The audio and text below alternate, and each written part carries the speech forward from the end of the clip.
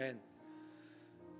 사랑과 자비가 풍성하신 하나님 아버지, 지난 3일 동안에도 하나님의 은혜의 장중 안에서 우리를 지켜주시고 온전케 해주시며 또 3일반 예배로 불러주심에 진심으로 감사를 드립니다. 오늘도 하나님의 나라의 통치 앞에 기뻐하며 내 안에 있는 모든 악한 것들 회개 가운데 성령의 은혜로 새롭게 하여 주시옵시고, 오직 믿음으로 하나님을 기쁘시게 하며 사랑과 선행을 격려하며 우리의 공동체가 세상 가운데 빛과 소금으로 주님의 제사장의 아름다운 나라로 온전히 쓰임받을 수 있도록 하나님 우리 언덕교회를 축복하여 주시옵소서. 예수 그리스도의 이름으로 간절히 기도합니다. 아멘. 오늘은 에스더 7장 5절에서 10절 우리 스스로 무너진 하만의 말씀을 상고하기를 원합니다. 에스더 강의 8번째 시간, 우리 한 절씩 함께 교독하겠습니다. 에스더 7장 5절. 아에수로 왕후 에스더에게 말하여 이르되 감히 이런 일을 심중에 품은 자가 누구며 그가 어디 있느냐 하니,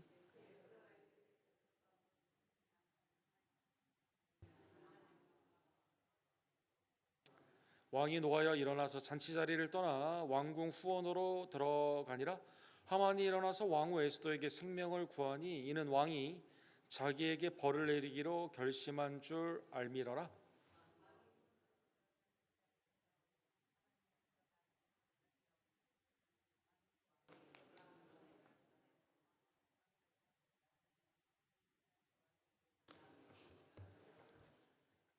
왕이 모신 내시 중 하르보나가 왕에게 아뢰되 왕을 위하여 충성된 말로 고발한 모르드게를 달고자 하여 하만이 높이 50규빗 되는 나무를 준비하였는데 이제 그 나무가 하만의 집에 섰나이다. 왕이 이르되 하만을 그 나무에 달라 하매 모르드게가 달려가서 한 나무에 하만을 나니 왕의 노가 그친지라. 아멘. 오늘 하만의 그 몰락하는 모습을 함께 상고하기를 원합니다. 이 세상에 영원한 성공, 영원한 행복은 이 세상에 없죠. 1940년대까지만 하더라도 전 유럽의 가장 큰 화학 회사가 있었습니다. 이 이게 파르만이라는 독일 회사였는데, 이 회사에서 이제 그 여러 약품들을 많이 개발을 하고 약 종류, 그 바이에른이라는 약 있죠. 이 회사의 자회사였습니다. 그 다음에 이제 화학 케미칼 같은 걸로 군수용품을 굉장히 많이 만드는 회사였습니다. 이 1930년대까지만 하더라도 이 회사가 전 세계 독점적인 계약하는 게 심지어 미국에도 영향을 미칠 정도로 독점적인 회사를 냈는데, 이 회사의 이사회를 뭐라고 표현했냐면, 우리 가운데 1926년도 그림이 나와 있는데 Council of Gods, 뭐 대단한 거죠. 이 회사를 통해서 뭐 전 세계가 이 회사 거를 사기 위해서 줄 서 있기 때문에 뭐 엄청난 회사인 거죠. 그래서 이 회사의 이 중역들을 하나님과 같은 존재다, 신적인 존재다라고 말을 했습니다. 그래서 해마다 모든 미팅에서 어느 나라에 어떤 약품을 얼마나 공급할 것인가 여기서 결정을 하게 되었습니다. 나치의 정권이 독일에서 일어나게 되면서 이 회의에서 이제 큰 토론이 있었습니다. 이 나치에서 이 살상 무기에 관련되어 있는 화학 약품을 만들어 달라고 하는데, 이걸 만들어 줄 거냐? 지금까지는 치료제, 그러니까 화학 전쟁 가운데 상처를 입거나 화학제 피해를 입은 사람에게 약품을 만들던 회사였는데, 이제 나치에서 수용소, 유대인들을 가두는 수용소도 있고, 그 다음에 나중에 점점 악랄해지게 되면서 아우슈비츠 수용소에서 사람들을 가스에 넣어가지고 다 죽이지 않습니까? 그래서 거기에 만드는 살상 무기를 만들어 달라고 부탁을 하게 됩니다. 그래서 대단한 토론이 있었는데 1930년 중반에 여기에 이사회에 있었던 칼 두이버그라고 하는 이 사람이 그냥 만들자, 이 히틀러한테 잘못 보면 우리 문 닫는다라고 해서 만들게 되게 됩니다. 그래서 유대인들 수백만 명이 죽는 그 살상 무기를 공급을 하게 되고, 심지어 아우슈비츠 수용소 옆에다가 화학 공장을 만들어 가지고 뭐 엄청난 돈을 받고, 그 다음에 독일의 이제 국가 기업처럼 굉장히 번창을 하게 되었습니다. 그러나 우리가 잘 아는 것처럼 1945년도에 독일이 항복을 하게 되죠. 항복을 하게 되면서 이제 이 전범 재판이 있게 되는데, 이제 군인들에 대한 재판이 있었고, 그 다음에 이게 파르만 재판이라고 해서 이 회사에 대한 재판이 따로 있게 되었습니다. 왜 그러냐면 이 사람들이 만든 화약품으로 너무나 많은 사람들이 죽었거든요. 그래서 여기에 있는 많은 중역들이 그 회사가 다 감옥에 가게 됩니다. 그리고 이 회사를 어떻게 할 거냐라고 하면서 하게 되면서 이 회사는 문을 닫는 게 많다. 인류 역사의 가장 큰 수백만 명을 죽이는 살상 무기를 만든 그러한 회사이기 때문에 이 회사는 문을 닫는 게 맞다고 그래가지고 문을 닫게 됩니다. 그러니까 전 세계에서 그때까지만 해도 제일 큰 회사였는데 문을 닫게 된 거죠. 왜? 결정을 잘못해가지고 사람을 살리는 일을 해야 되는데 죽이는 일 가운데 낫지의 편을 들다가 이 회사가 다 망하게 되었다는 것입니다. 하나님의 주권 안에 있는 우리의 삶은 매일매일 선택을 하죠. 우리가 잘못된 선택을 할 때도 있고 순종으로 선한 선택을 할 때도 있습니다. 그런데 나만 그런 게 아니라 전 세계 수십억 명이 매일 그 결정을 하지 않습니까? 근데 놀라운 것은 수십억 명이 그런 결정을 하는데 놀랍게도 하나님의 역사는 섭리 가운데 이루어진다는 것입니다. 우리가 이제 지난주에 보았죠. 이제 모르드게를 왕이 아에스도로 왕이 존귀하게 여기게 되면서 말에다가 왕관을 씌우고 왕복을 입히고 쭉 마을을 돌고 오게 되었습니다. 자기가 올라갈 줄 알았는데 모르드게가 존귀함을 받게 되면서 이 일을 우리 지난주에 본 것처럼 이 하만이 아내 실명이 나와 있죠. 세레스라는 아내한테 말을 하게 됩니다. 사실은 이 모르드게를 죽이라고 50규비 되는 그 교수대를 만들라고 한 것도 아내와 친구들이었는데 아내한테 이 말을 하니까 아내가 아예 예언적으로 말을 하죠. 그래서 지난주에 보았던 에스더 6장 13절에 보면 그의 아내 세레스가 이르되 모르드게가 과연 유다 자손의 후손이면 당신이 그 앞에서 굴욕을 당하기 시작하였으니 능히 그를 이기지 못하고 분명히 그 앞에서 엎드려지리이다. 뭐 빨리 가서 잘못했다고 하라던가 이런 말하는 게 아니라 당신 끝났네라고 이렇게 마치 남의 일인 양 부부 사이가 마치 남의 일인 양 그렇게 말을 하게 된 것이죠. 예언적으로 그렇게 말을 했습니다. 그런데 이 말이 끝나기도 전에 왕의 내시가 와가지고요, 야 가자 라면서 이제 에스더의 두 번째 잔치로 가게 되는 것이죠. 그렇죠. 그러니까 가게 되는 와중에서 당신 가서 무조건 잘못했다고 한다던가 이게 지혜를 아내가 그렇게 말을 해야 되는데 당신이 이제 끝났어라고 하는 말 가운데 예언적으로 이게 그대로 이루어지게 된다는 것입니다. 그래서 두 번째 이 만찬은 하만에게 있어서 최후의 만찬이 됩니다. 그래서 만찬의 자리에 있었습니다. 이제 이 만찬 자리는 이 잔치 자리는 술자리라고 말을 했죠. 또 2절에 보면 술을 마시게 됩니다. 둘째 날 잔치에 왕이 술을 마실 때 에스더에게 물어보죠. 이 술김에 이 사람은 막 나라의 절반이라도 주는 그런 사람 아닙니까? 왕후 에스더여 그대의 소총이 무엇이냐 곧 허락하겠노라 그대의 요구가 무엇이냐 곧 나라의 절반이라도 주겠다. 두 번째에서도 똑같이 말을 하게 됩니다. 첫 번째 만찬에서는 어떻게 했죠? 술자리에서는 어떻게 했죠? 술 잔뜩 마시고 있는 상황에서 그때는 부탁을 하지 않았죠. 두 번째 잔치에 오라고 말을 했죠. 그런데 3절에 보니까 에스더가 여기에서 부탁을 하게 됩니다. 왕후 에스더가 대답하여 이르되 왕이여 내가 만일 왕의 목전에 은혜를 입었사오면 왕이 좋게 여기시면 내 소청대로 내 생명을 내게 주시고 내 요구대로 내 민족을 내게 주소서. 오늘 본문에 에스더가 두 번째 만찬에서 기회를 본 거죠. 두 번째 또 그 소청을 말하라고 했을 때는 어떡합니까? 내 생명, 내 민족을 내게 주소서 이렇게 말을 하게 되는 것이죠. 그러면 아무리 술에 취해 있는 아하수에로 왕이라 하더라도 아니 지금 잔치 자리에 있는데 무슨 생명을 줍니까? 지금 살아 있는데. 그 다음에 에스더의 민족을 무슨 일이 있길래 도대체 민족을 달라고 말을 하느냐 이게 질문이 생기게 되는 겁니다. 거기에 대한 설명을 이 에스더가 지혜롭게 말을 하게 됩니다. 4절에 보면 나와 내 민족이 팔려서 죽임과 도륙함과 진멸함을 당하게 되었나이다. 만일 우리가 노비로 팔렸더라면 그러니까 진멸하거나 도륙되지 않고 그냥 노예로 팔렸더라면 내가 잠잠히 있으리다. 그건 우리가 이해할 수 있다. 그런데 도륙하고 사륙하기 위해 팔려간다는 것입니다.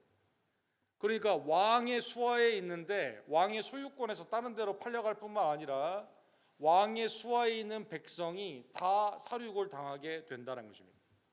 그러니까 왕에게는 뭐예요? 손해가 되죠. 그래서 그래도 대적이 왕의 손해를 보충하지 못하리라 하니, 우리를 죽이기 때문에 그 손해가 왕에게 막심할 뿐만 아니라, 사랑하는 아내, 지금 나라 절반이라도 죽였는데 아내를 데려가서 죽인다고요?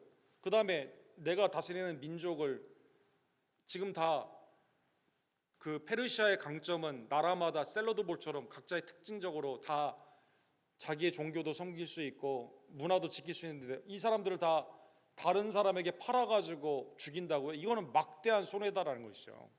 에스더가 오늘 본문에 보면 굉장히 지혜롭게 응답한 것을 알 수가 있습니다. 그러니까 에스더의 지혜를 한번 보세요. 노예됨도 큰 피해인데 진멸됨은 엄청난 왕의 손해가 되는 거죠. 그죠? 사랑하는 아내가 죽는다, 다른 사람에게. 이거는 뭐 원수죠, 원수. 그 다음에 나의 통치하는 나라를 다, 그 나라 백성들을 죽인다는 것은 엄청난 손해이다는 것입니다. 그 다음에 왕의 나만 그런 게 아니라 우리 민족이 다 죽게 됐다는 거죠. 그 다음에 여기 굉장히 특이한 게 있습니다. 아직 누구를 말하고 있지 않아요? 지금 술김에 소총이 뭐냐? 그 헤롯 왕의 잔치에서 헤로디아의 딸을 춤추게 한 다음에 나라 절반이라도 주겠다고 했을 때 바로 세례요한의 목을 달라고 하잖아요. 그 사람 바로 목을 달라고 하지 않습니까? 근데 오늘 본문에 보면 에스더는 그렇게 말을 하지 않고 어떻게 합니까? 하만을 언급도 안 합니다. 이 본문에 보면 처음에는 굉장히 지혜로운 거죠. 왕이 더 궁금증이 나게 만들게 된다는 것입니다. 성경에 보면 대화를 할 때 누가 질문을 하거나 우리가 대화를 하는 그 내용을 굉장히 중요한 순간들이 있죠. 특별히 여기에 나의 운명이 달려있다던가 나의 가족, 나의 재산, 이 모든 것들이 중요한 순간에는 어떻게 말을 하느냐에 따라 굉장히 중요하죠. 평소에도 대화를 할 때 신중하게 우리 믿는 자들은 은혜에 소금 친 것처럼 하나님의 은혜 가운데 생명의 말을 해야만 되는 것이죠. 잠언 16장 1절에 보면 에스더가 이렇게 지혜롭게 말한 그것은 누가 주셨을까요? 마음의 경영은 사람에 있어도 말의 응답은 여호와께로 나느니라. 하나님께서 에스더에게 금식 가운데 기도로 준비하게 하고 그 다음에 이렇게 말을 하는 지혜를 주셨다는 것입니다. 시편 141편에 보면 여호와여 내 입술에 파수꾼을 세우고 내 입술의 문을 지키소서. 내 마음이 악한 일에 기울어 죄악을 행하는 자들과 함께 악을 행하지 말게 하시며 그들의 진수성찬을 먹지 말게 하소서. 그래서 나의 입이 파수꾼, 악한 사람들과 말이 섞이지 않고 심지어 잔치자리에도 섞이지 않는 그것 가운데 시편의 기자가 기도하게 된 것처럼 오늘 본문에 보면 하만 빨리 죽여주세요, 목 잘라주세요 이렇게 하는 게 아니라 배경 설명만 이렇게 왕의 판단을 할 수 있도록 배경의 설명을 하여 주셨다는 것입니다. 두 번째, 그래서 왕이 질문을 합니다. 감히 이런 일을 심중에 품은 자가 누구며 그는 어디 있느냐? 이때 말을 하게 됩니다. 에스더가 이르되 대적과 원수는 이 악한 하만이니이다. 하만이라고 말을 하게 됩니다. 여기도 왕의 판단을 할 수 있도록 지금 인도하고 있어요. 하만 빨리 죽여주세요. 그러면 안 해요. 하만이 이런 일을 꾸몄다. 당신의 원수 때문에. 당연히 그렇죠. 왕후를 빼앗고 죽이고 왕후의 민족을 다 죽이는 상황이면 아내를 잃어버린 것이 되고, 그렇지 않아도 와스디한테 지금 첫 번째는 아니겠지만 하여간 그 아내에게도 큰 상처가 있는데 지금 사랑하는 아내에게 이렇게 된다? 이거는 굉장한 거거든요. 그 다음에 한 민족을 나에게서 데려간다는 이것은 굉장한 거거든요. 그래서 원수와 대적 하만이다라고 악한 하만이다라고 말해 주십니다. 누가복음 12장 2절에 보면 예수님께서도 우리의 생각이 다 어떻게 되죠? 궁극적으로 다 드러나게 됩니다. 감추인 것이 드러나지 않을 것이 없고 숨긴 것이 알려지지 않을 것이 없나니 이러므로 너희는 어두운 데서 말한 모든 것이 광명한 데서 들리고 너희 골방에서 귀에 대고 말한 것이 지붕 위에 전파되리라. 그러니까 어떻게 돼요? 외식하는 것처럼 내 마음은 악한 걸 품고 있다가 겉으로 좋은 말만 하다가 사람이 없을 때는 또 악한 말하고, 바리새인의 외식이나 사람들의 그 외식의 삶을 우리는 살아서는 되지 않고요. 내 마음의 숨은 곳까지도 아시는 하나님 앞에 회개하며 믿음 가운데 우리는 정직하게 나아가야만 되는 것입니다. 하만의 죄가 이렇게 드러나게 되었습니다. 오늘 본문에 보면 하만이 이 상황에서 갑자기 두려움이 생기게 됩니다. 그러니까 왕에게 자기가 꾸몄던 일이 드러나게 되니까 왕이 왕후를 사랑하는 것을 알기 때문에, 사실은 왕후가 나만 초대했기 때문에 좋은 줄 알았는데 내 죄가 드러나게 된 거거든요. 깜짝 놀라게 되게 됩니다. 그래서 6절 하반부에 보면 두려워하였다라고 나와 있습니다. 비슷한 사건을 생각해 보면 다니엘 5장에 나오는 벨사살이라는 바빌론의 왕의 잔치를 생각해 볼 수가 있습니다. 이 귀족 1000명이나 며칠 동안 술을 잔뜩 마시죠. 어떻게 마시죠? 예루살렘 성전에서 가져온 그러한 성전의 그 잔을 가지고 그 가운데 술을 마시게 되게 됩니다. 그런데 술을 쭉 마시는데 깜짝 놀라게 되죠. 갑자기 손이 나와가지고 글을 쓰게 된다라는 것입니다. 글을 쓰게 되는 그 상황에서 이걸 도저히 해석할 수가 없습니다. 그래서 왕이 그 글자 쓰는 손가락을 본지라 이에 왕의 질기던 얼굴 빛이 변하고 그 생각이 번민하여 넓적다리 마디가 녹은 듯하고 그의 무릎이 서로 부딪힌지라, 거의 쓰러지기 직전으로 그 가운데 나아가게 되게 되는 것이죠. 메네 데겔 우르바신이죠. 그렇죠. 이 나중에 다니엘을 통해서 어떻게 이게 해석이 됩니까? 이게 이 나라가 하나님이 저울질을 했는데 부족함이 되고 갈라지게 되는 그러한 상황에서 멸망의 선고가 이 가운데 나오게 됩니다. 술을 잔뜩 마시고 하나님을 경외하지 않고 이 가운데 성전에 있는 이것을 어뷰즈하는, 아주 남용을 하는 방탕한 이 왕이 하나님의 그 진노의 그 글씨를 보고 두려워하여 그 가운데 꼬꾸라지게 되는, 그리고 하나님의 말씀 그대로 이 사람이 이제 폐유가 되게 되죠. 그래서 이때 고레스 왕이 일어나게 되고 바빌론의 왕국이 무너지게 되는 것입니다. 하만도 마찬가지로 자기의 죄에 대한 죄의식이 하나님의 에스더를 통한 이 잔치 자리에서 그 선포된 드러난 죄를 통해 두려워하게 되었다는 것입니다. 자, 그러면 왕은 본문에 보면 이 자리에서 너 하면 너 죽었어 라고 했을까요? 안 했을까요? 놀랍게도 아직 안 했습니다. 여러분, 아직 안 하고 오늘 본문의 7절과 8절에 보면 왕이 화가 나가지고 잔치 자리를 떠나게 됩니다. 왕이 떠나게 되니까 이 하만의 입장에서는 어떻게 해야 되죠? 왕이 나중에 자기에게 벌 준 거라고 예상했다고 그랬죠. 그 벌은 여러 가지가 있겠지만 설마 사형이라고는 생각도 안 했을 겁니다. 본인이 아마.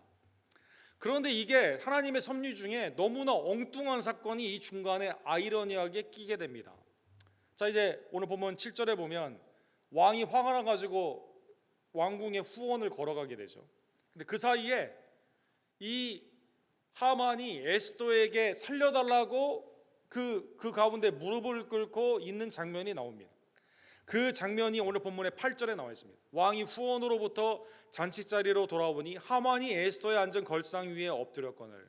그러니까 정원에서 잔치에 있었던 그 방을 지금 이렇게 투영을 하게 되는데, 이 왕의 앵글에서는 어떻게 보였냐면 엎드려가 에스더의 상위에서 엎드려서 이렇게 하는 모습이 성적인 강간을 하는 것처럼 보였다는 것이죠. 그래서 보면 왕이 이르되 저가 궁중 내 앞에서 왕후를 강간까지 하고자 하는가 하여, 그러니까 왕후를 빼앗아 죽이는 것, 그 다음에 왕후의 민족도 지금 다 죽이려고 하는 것, 그래서 지금 벌을 주려고 생각을 하는 와중에 강간까지 하려고 하는 이 사람의 앵글에서는 그렇게 보인 거예요. 여러분, 그 상황에서 빨리 왕후를 구해야 될 거 아닙니까? 그래서 그 말을 하게 되니까 이 말이 나오자마자 무리가 하만을 잡아오게 되는 겁니다. 그러니까 너무나 아이러니한 상황이죠. 아직 벌을 내리지 않았고 왕이 어떻게 할 건가 생각하는 이 와중에 하만은 살려달라고 하는 그 모습이 이 사람의 눈에는 어떻게 보였어요? 성적인 그러한 것으로 그렇게 보여서 이 가운데 왕이 바로 여기에서 벌을 내리게 된다는 것입니다. 너무나 역설적인 상황에서 아이러니하게 이 상황이 나오게 되게 되는 것이죠. 그래서 왕에게 가서 빨리 잘못됐다고 한다던가 왕후에게 물어보지 않고 왕에게 가서 살려달라고 했으면 이게 달랐을 텐데, 자기 생각으로는 왕후에게 살려달라고 그랬는데 왕이 자기를 바로 죽이게 되는 이 트리거, 빨리 자기의 몰락을 당기게 되는 일이 되게 됩니다. 그래서 뭐 네 번째로 그래서 9절에서 10절에 이 모습이 나오게 되죠. 이제 하만이 얼굴을 감싸고 이제 잡아오게 됩니다.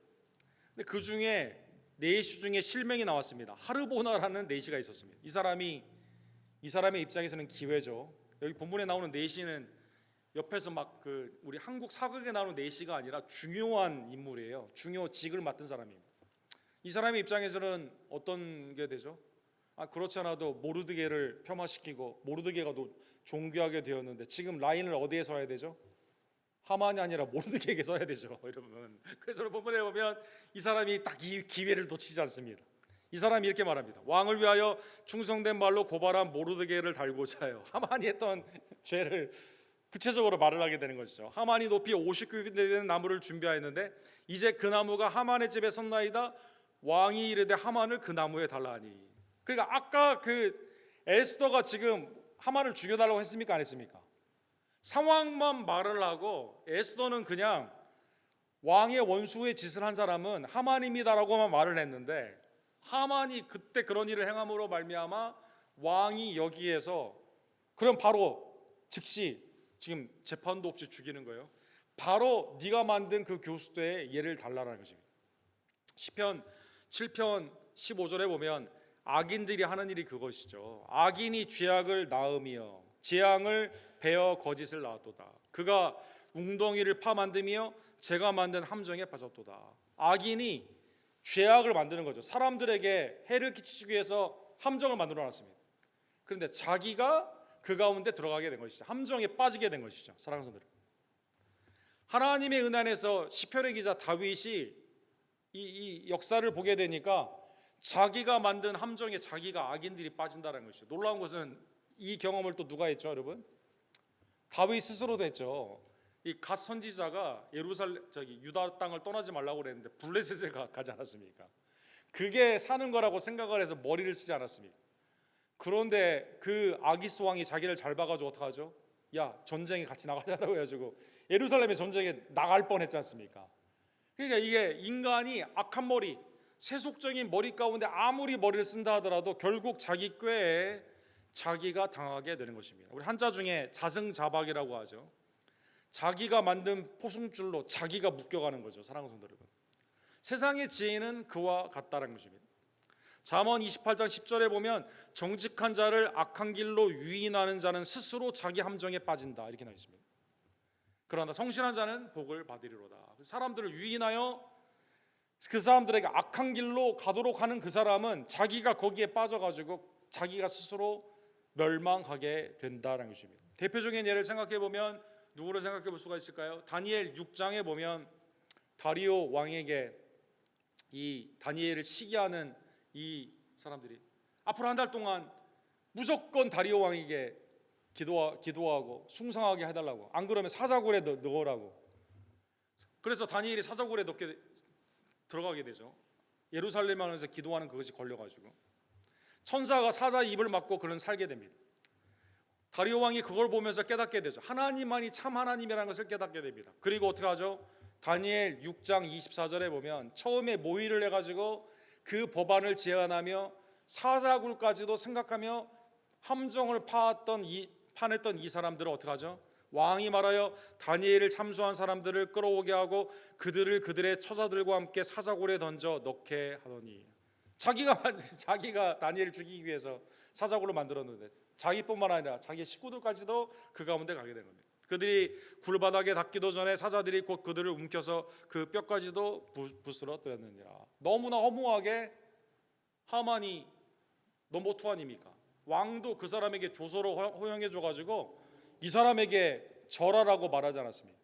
근데 그 부귀 영화가 너무나 순식간에 이 가운데 자승자박으로 자기가 그 가운데 빠져 그 가운데 심판을 당하게 되는 것이죠. 사랑하는 성도 여러분, 오늘 본문에 보면 인간의 수많은 자기의 계략, 모사, 이 가운데 있는 많은 이 머리를 쓴다 하더라도요, 궁극적으로 하나님의 뜻은 그 가운데 하나님의 선하심과 인자하심 가운데 구속서로 서는 것을 우리가 알 수가 있습니다.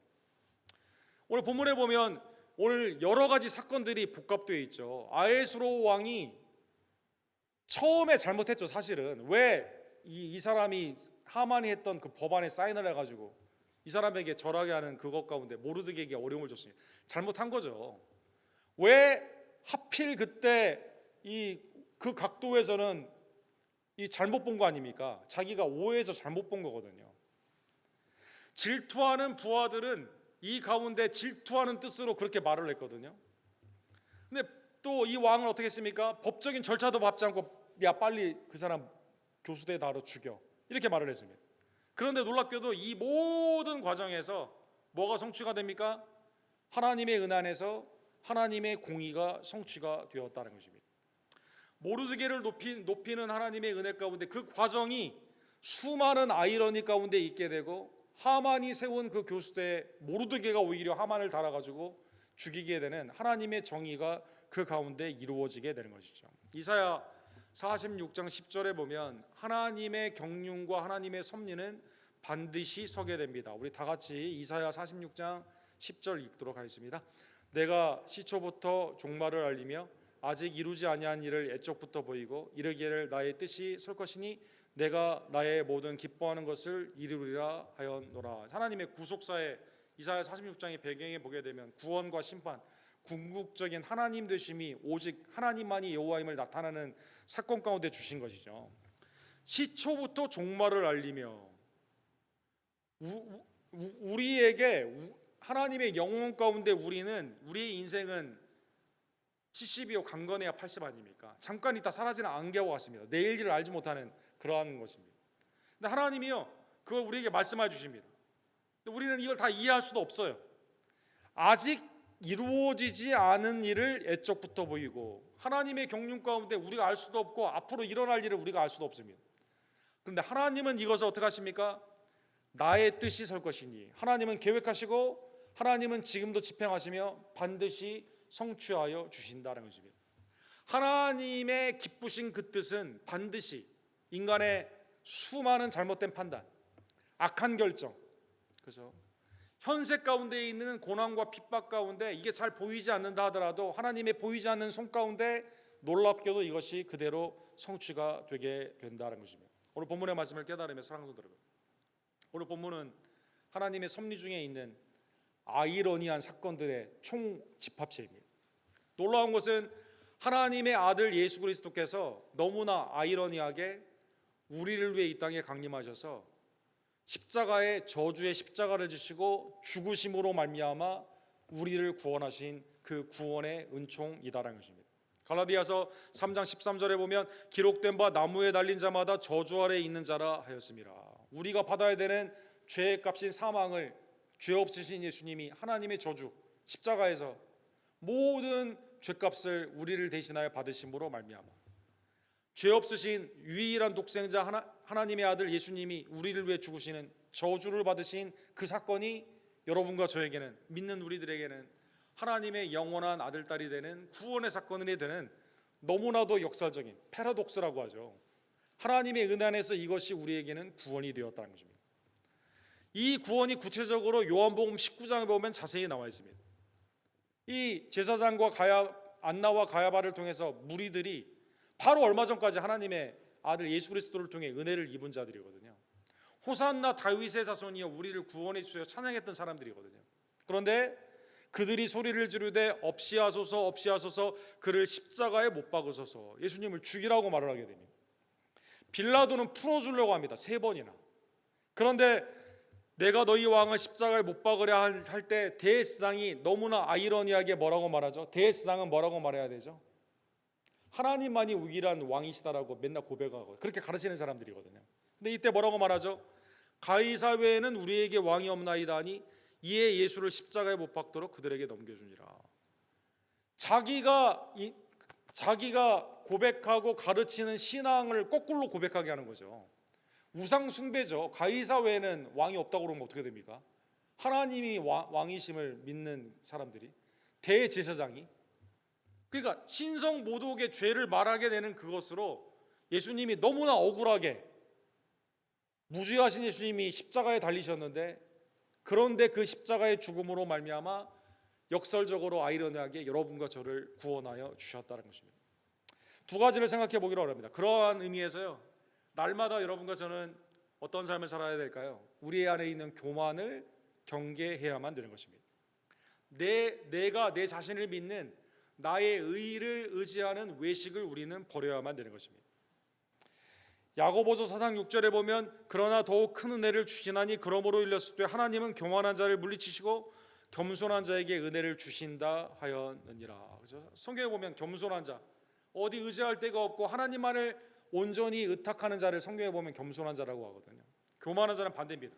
하나님이 없이도 내 힘, 내 지식, 내 명예, 내 능력, 내 돈, 맨몬을 의지하는 사람을 교만한 자다라고 말을 하게 됩니다. 그러나 하나님은 교만한 자를 물리치시고 겸손한 자에게 은혜를 허락하여 주시게 되는 것입니다.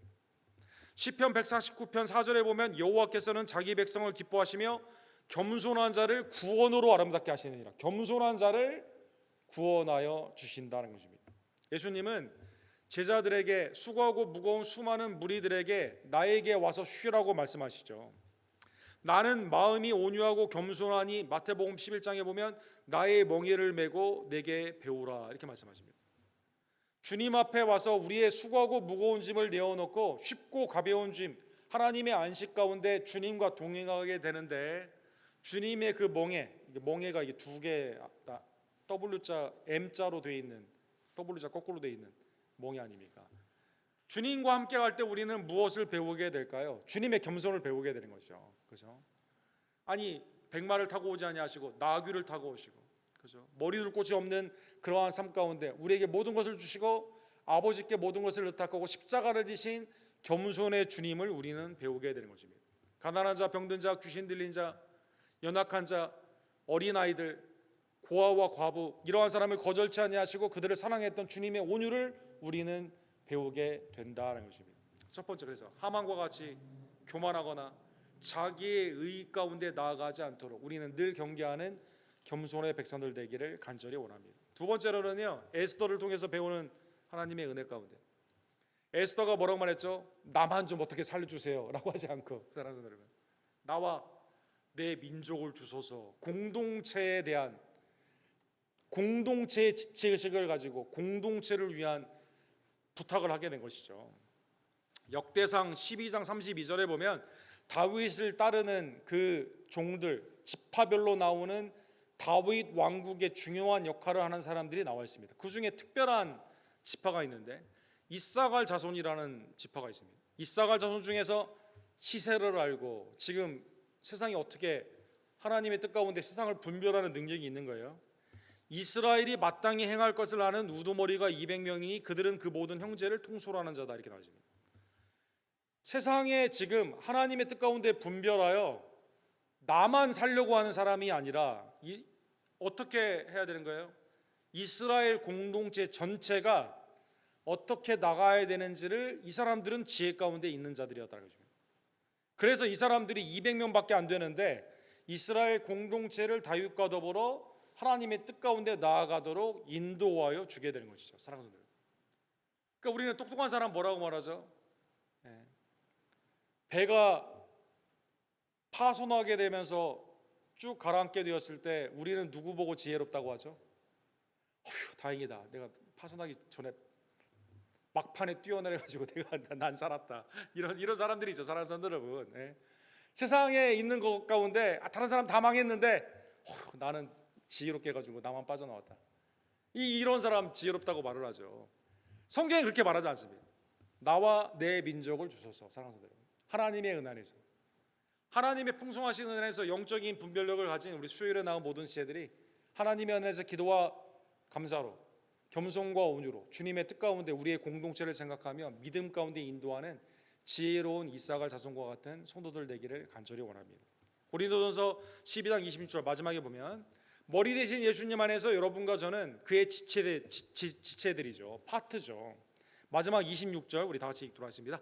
만일 한 지체가 고통받으면 모든 지체가 함께 고통을 받고 한 지체가 영광을 얻으면 모든 지체가 함께 즐거워하느니라. 하나님의 은혜 안에서 우리는 지체에 대한 관심, 하나님의 은혜 안에서 함께 아파하며 함께 영광을 누리며 믿음 안에서 든든히 서가는 하나님의 교회가 되어야만 되는 것입니다. 오늘 본문의 말씀을 기억하며 하나님의 역설적인 놀라운 십자가의 은혜가 우리 가운데 왔음을 기억하며 그 십자가의 은혜를 함께 나누는 우리 언덕교회 공동체가 서로 사랑하며 믿음 가운데 선행을 격려하며 하나님의 은혜에서 슬픔과 기쁨을 같이 나누며 하나님의 뜻 가운데 온전히 나아갈 길을 함께 나누며 서로 기도하며 인도하는 하나님의 복된 공동체, 주님의 아름다운 지혜들 되기를 주님의 이름으로 간절히 축원합니다. 기도합시다.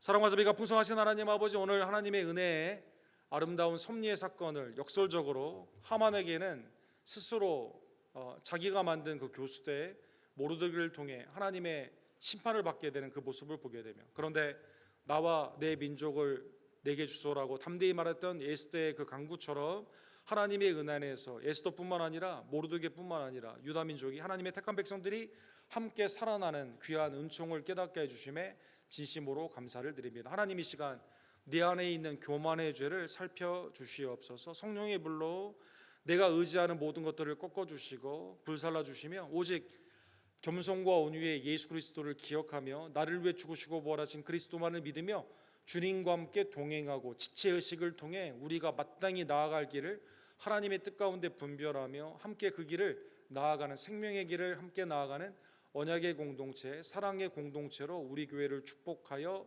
주시옵소서. 예수 그리스도의 이름으로 간절히 기도드립니다.